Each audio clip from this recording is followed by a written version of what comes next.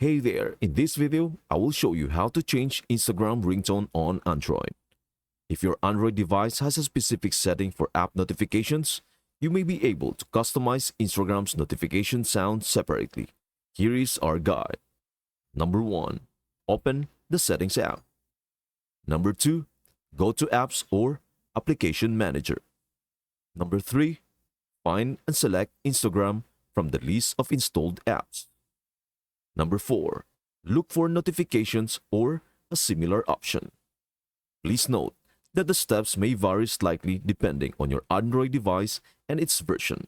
In my device, here is how I do it. Number 5. Look for the notification categories. Number 6. In the notification categories, go to Alerts. Number 7. Then click on Sound.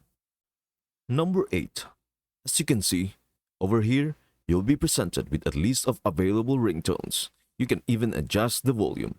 Select the one you want to use as your default ringtone. If Instagram releases an update with new features, it is always a good idea to check the app settings for any changes. Thank you for watching. Until next time, stay awesome and we will catch you in the next one.